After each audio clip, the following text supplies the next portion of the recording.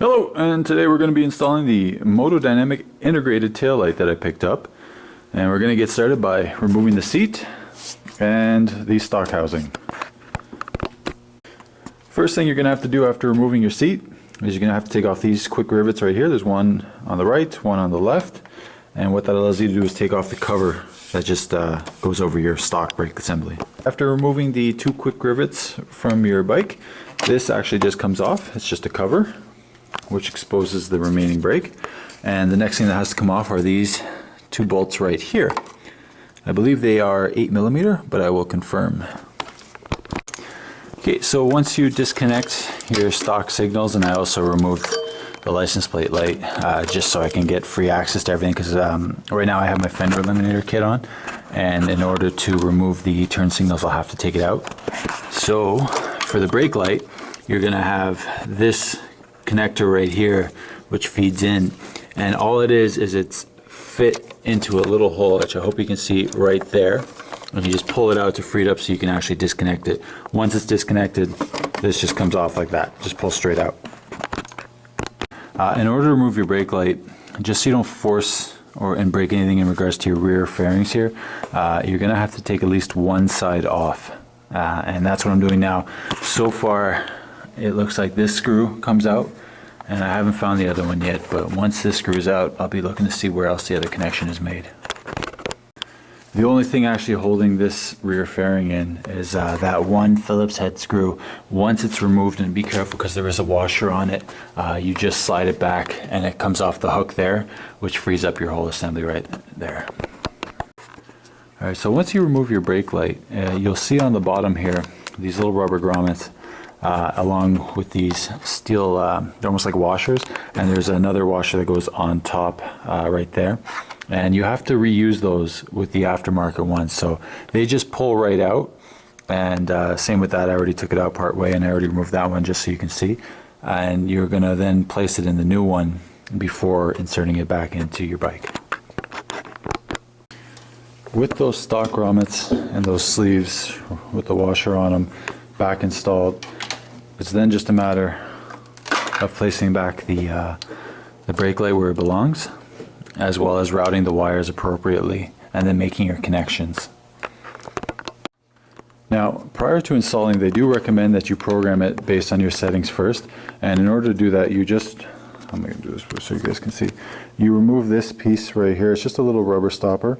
With it removed, you'll see a little pin that you can press with like a toothpick or something along those lines, and you press it in a sequence, essentially, a number of times to change the settings. Now, by default, the sequential turn signals are turned on, as well as the brake flash. When you hit the brakes, it flashes by default. If you don't want that, there are instructions online where it'll tell you how to properly program it so that it doesn't flash, or the turn signals actually just blink as opposed to go sequentially. One step I missed when I was actually doing the install was I forgot to remove this little rubber piece right here. What it does is it just pops out of your stock brake light and it installs in the aftermarket one. I'll have to do it at a later date, but it's pretty simple. You just remove it, it comes right out, you put it in the other one, and it fits in the exact same way that it came out. So what I'm going to do now is I'm going to remove my fender eliminator so I can remove the stock turn signals.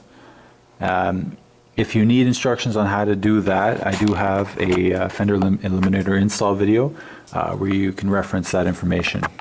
So I'm going to get on that right now before I make any further connections. Once you fish the wires through, you can start by putting back in those two 8mm bolts. Don't forget there's the sleeve underneath that feeds into that rubber grommet, and then you have your washer and the 8mm nut, and that feeds all the way through where the stock assembly was, and you can actually see where it comes out where I have the rear fairing removed, and it just sits like that. There is no nut on the other side there. So with those tightened back up, I'm then going to replace the rear side fender.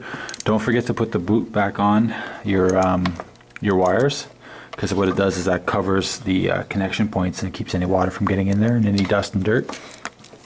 When making your connections for the actual signals themselves, the one connected to the blue wire goes into the bike's gray connection point, and the yellow one goes into the black.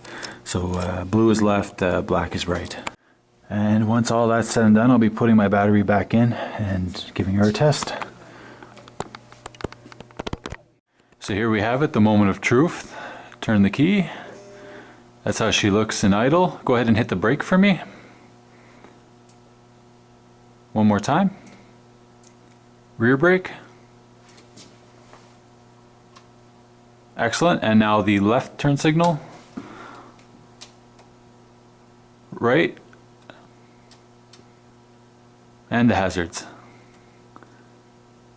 Beautiful. Everything's looking great. So there you have it, the Moto Dynamic Integrated Taillight, the smoked edition.